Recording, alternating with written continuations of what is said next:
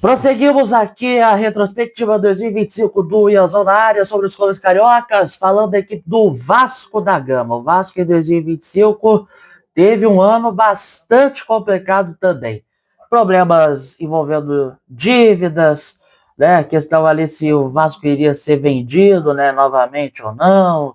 Começou ali com os rumores do Evangelos Marinakis, que não acabaram se concretizando. Depois veio a Crefisa, né, que também não foi concretizada. Hoje saiu a notícia de que a recuperação judicial da equipe do Vasco foi aprovada. É uma situação muito complicada, que se refletiu também dentro de campo. A campanha do Vasco no Campeonato Carioca foi ali de eliminação na semifinal. Foram 13 partidas, 14 gols marcados, 12 gols sofridos. O Vasco começou o ano com o Fábio Carille de treinador, né, como treinador ali no time, né, e com muitos problemas ali dentro do campo, né, defensivamente também foi uma temporada bastante complicada. O Vasco que disputou, além do Carioca, disputou a Copa do Brasil, o Campeonato Brasileiro e a Copa Sul-Americana, e onde teve diversos resultados ruins, né, no ano, né, no todo, né, como por exemplo goleada, né, para a equipe sofrida para a equipe do Porto Cabedelo, né, por 4-1 na Venezuela, resultados, né, ruins envolvendo o time vascaíno não só na Copa Sul-Americana, mas também no Campeonato Brasileiro. Então, assim, foi um campeonato bastante difícil, um campeonato bastante tenso, uma temporada que, né, foi bastante complicada, né, por esses aspectos. Na Copa do Brasil começou até bem, venceu o União Rondonópolis 3-0, depois venceu sem SUS Nova Iguaçu na segunda fase. Na terceira fase passou pelo Operário, né, empatou os 2 jogos, ainda passou nos pênaltis. Na Sul-Americana a situação não foi muito legal, né, foram 2 vitórias, 2 empates e 2 derrotas na fase de grupos, com 8 gols feitos, 8 gols sofridos, e com o Vasco venceu, chegou a abrir 3-1 pro Melgar na estreia, mas sofreu 2 gols ali no final do jogo. Então, né, só ali já dava para ver que não ia muito longe. Foi o que aconteceu. Até que ganhou do Porto Cabedelo do Melgar, mas a goleada sofrida por time venezuelano, inclusive foi a primeira vez que o time brasileiro tomou uma goleada do time venezuelano em uma competição Conmebol, para você ver, né, o quão ruim, qual o desempenho do Vasco nesse início de 2025. E no 2025 no todo foi ruim, foi péssimo. E, assim, o Vasco foi o único dos grandes cariocas que não disputou o Super Mundial. Teve uma pausa ali até boa para recuperar as energias, para planejar ali a segunda metade da temporada, né? O que não foi muito além disso, né? Até que ganhou do São Paulo por 3-1 no último jogo antes da pausa, né? 3-1, jogando muita bola, ainda demitiu o Zubeldia. Voltou muito, muito abaixo ali, né? Até tentar engrenar ali com a chegada de alguns reforços, né? A zaga titular, por exemplo, tinha João Vitor. Ela tinha o João Vitor. Aí o Vasco reforça, contratando o Carlos Cuesta e o Robert Renan, que dão até uma melhorada, só que o time continuou sofrendo bastante gols e tal. Mas o Vasco depois começa a engrenar, né, no comando do Fernando Diniz, mesmo tendo ali um início em que só ganhou do CSA, né? Teve várias derrotas, né? Derrotas para o Bragantino, derrotas para o Mirassol.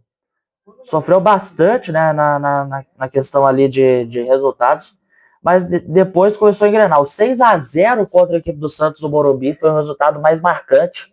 Foi o melhor jogo do Vasco em 2025, né? Meteu 6-0 no Santos. Muita gente tinha certeza de que o Santos ia cair, né? Com o Neymar em campo, estava sem rumo. O Vasco ia recuperar, só que não mudou muita coisa. O Santos ainda conseguiu se recuperar e ainda terminou o Campeonato Brasileiro à frente do Vasco. O Vasco ainda perdeu para o Juventude, perdeu para o Corinthians, voltou a ganhar contra o Sport, aí depois passou pelo Botafogo ali nas quartas finais da Copa do Brasil, né? Tinha eliminado o CSA nas oitavas. E aí depois engrena uma boa sequência ali de vitórias. Ganha do time do, do Sport, depois ganha do Bahia, do Cruzeiro, Vitória, né? Fortaleza, Fluminense e Red Bull Bragantino. E aí depois, né, degringola de vez. Perde pro São Paulo, perde pro Botafogo, perde pro Juventude com a menos, perde pro Grêmio, perde pro Bahia. E aí entra no jogo direto contra o Internacional com a ameaça do rebaixamento. Com o Vasco querendo voltar pro Bololô. Tinha algumas rodadas que tinha torcedor pensando em Libertadores, pensando em vaga na pré-Libertadores ou até na fase de grupos, dependendo do que acontecesse. Mas a sequência de derrotas volta e a ameaça do rebaixamento retorna. Só que aí veio o jogo contra o Internacional, o Vasco vai para o intervalo ali com muita chuva, com a ameaça de que o jogo não voltasse ali empatando em 1-1. Mas depois volta para o segundo tempo, mete 5-1 e afasta ali o perigo do rebaixamento. Mesmo perdendo para o Mirassol e depois perdendo para o Atlético, o Vasco ainda assim não entrou no bolo. Essa vitória contra o Inter foi importante, né, para que o problema do rebaixamento afastasse. Aliás, essa derrota ali de 5-0 sofrida por Galo foi com o time reserva, mas simboliza a péssima temporada do Vasco. Mais uma temporada péssima. Que poderia, né, terminar com um respiro que poderia ser o título da Copa do Brasil. Ganha a ida da semifinal sobre o Fluminense por 2-1. Perde a volta por 1-0, mas ganha os frentes por 4-3. E pega o Corinthians na decisão. Já ali era a esperança maior de terminar o ano com um título, com vaga na Libertadores, com uma grana muito boa para investir bem no ano que vem. Empate 0-0 na ida lá na Neoquímica Arena, empilhando boas oportunidades, mesmo sendo um jogo ali bem fraco tecnicamente. E na volta no Maracanã, um jogo bastante movimentado, o Vasco só melhora depois que toma o primeiro gol. Chega um empate ali no final do primeiro tempo com o Nuno Moreira. No segundo tempo ainda consegue ser melhor, consegue ter mais chance que o Corinthians. Mas numa desatenção, Bidon consegue driblar ali o Cauã Barros, puxa o contra-ataque, acha o Mateuzinho que toca pro Yuri Alberto, que cruza por Depay para fazer o 2-1. E aí depois desse gol o Vasco sente, tenta empilhar a chance desesperado, desenfreado, tentando chutar de qualquer jeito, de qualquer maneira, que não aconteceu, o gol não veio e o Corinthians foi campeão em pleno Maracanã. Uma derrota dolorida, uma derrota sentida e que simboliza ali o fracasso com o torcedor aplaudindo o time ao invés da cobrança. O Vasco vai para o seu 15º ano seguido sem conquistar um título de relevância, com exceção do campeonato estadual. Nem isso o Vasco tem conquistado no campeonato estadual mais. E se continuar desse jeito, com um elenco enxuto, com poucas opções ali para substituir quando os jogadores principais estiverem desgastados, com crises, com investimentos furados, vai ser mais um ano, vai ser um 2026 mais complicado do que 2025. E deu sorte, igual em 2024 e 2023, de ter tido ali uns 11 titulares melhores ali para se safar da zona. Porque senão era para estar na série, retornando para a Série B em 2023.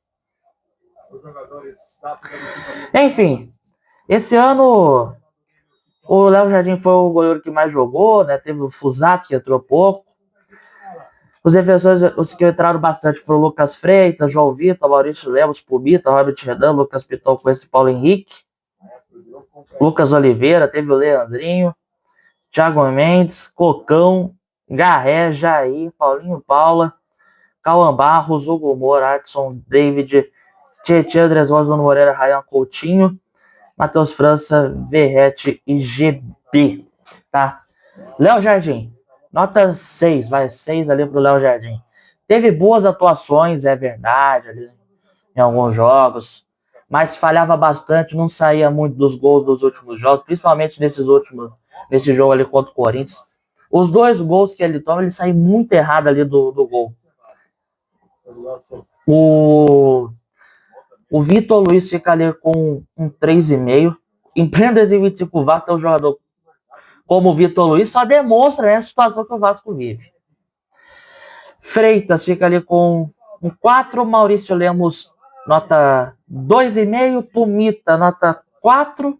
A atuação dele na final fez com que a nota dele caísse bastante. Ele foi um dos culpados ali pela perca do título. Robert Renan 6, Piton 5, Cuesta 6,5, PH nota 7. Nessa reta final eles foram bem. A dupla de zaga que chegou, Cuesta e Robert Renan, mudaram ali um pouquinho a situação da defesa. Apesar dela ainda ser meio exposta, né? Ainda assim, os dois zagueiros que o Vasco contratou nessa reta final são bem melhores que os que eles tinham antes. Lucas Oliveira, nota 2,5. Garré fica sem nota, né? Nem jogou direito. Thiago Mendes, nota 6,5. Bom jogador esse cara. Se ele estiver saudável, com certeza vai dominar o meio de campo do time do Vasco, né? Jogador bastante ligado, de bastante qualidade. Cocão fica ali com um 4, quebrou um galho ali, mas não é aquilo que você espera. O Jair se lesionou, né? Passou boa parte ali da temporada lesionado. Entrou até bem, foi importante ali na Copa do Brasil, fica ali com um 5. Paulinho Paula, nota 5 também. Cauã Barros, nota 6,5. Hugo Moura, nota 0. Hugo Moura, impressionante, né, cara? Impressionante, que jogador péssimo que o Vasco tem na volância. Péssimo. Adson e David ficam sem nota. Tietê fica ali com 3,5. O Gomes fica com 7. Ótimo jogador que o Vasco achou. O Andrés Gomes. Driblador, veloz, ajuda bastante ali no ataque, ajuda bastante na defesa. O Vasco conseguiu achar um ótimo jogador, assim como o Nuno Moreira, que fica também com uma nota 7. Bom jogador, o Nuno Moreira teve todos os jogos, basicamente, incansável. Coutinho fica ali com um 4,5, né? A gente esperava mais do Felipe Coutinho, grande jogador, mas não fez uma temporada muito interessante. Claro, teve alguns jogos que ele foi bem, tipo o 6-0 contra o Santos, que ele deitou e rolou. E o Ryan, hein, cara? Ryan é a joia que o Vasco tem. Nota 8 pro Ryan. Pra mim, o melhor jogador do Vasco na temporada foi o Ryan. O Ryan jogou muito. O cara tem um ritmo absurdo de jogo, um chute absurdo. O cara corre pra caramba. É uma joia que o Vasco tem em mãos. E vai vender muito bem, cara. O Vasco vai conseguir vender muito bem essa joia pro futebol europeu. É praticamente questão de tempo. Ótimo jogador que o Vasco tem em mãos. GB fica ali com um 4,5. Matheus França, nota 0. E o Verratti fica ali com um 5. O Verratti teve uma temporada bastante abaixo.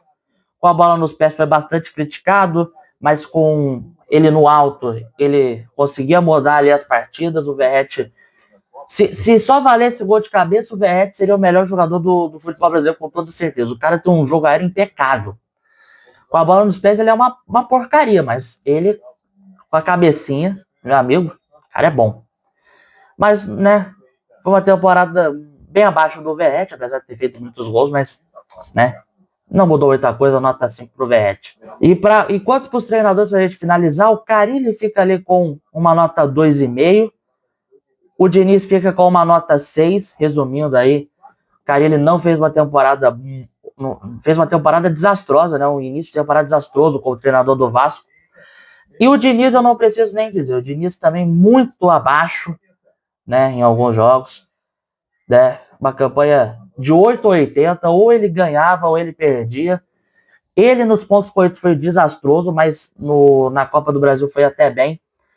Faltou, né, ter acalmado ali, principalmente no lance ali, após o segundo gol, onde poderia ter botado a cabeça no lugar, a bola no chão, pensar, empatar e quem sabe ter virado daquele jogo. Então, Diniz fica com uma nota 6. Nota da temporada do Vasco. Fez uma campanha fraca no Carioca. Ou muito pouco não caiu no Campeonato Brasileiro. Péssima campanha na Sula. E campanha na Copa do Brasil, onde o time chegou numa final após 14 anos. Poderia ter conquistado um título relevante após 14 anos. Vai ficar com um 4,5, vai, não passa de ano também. O Botafogo também teve essa nota, né, basicamente.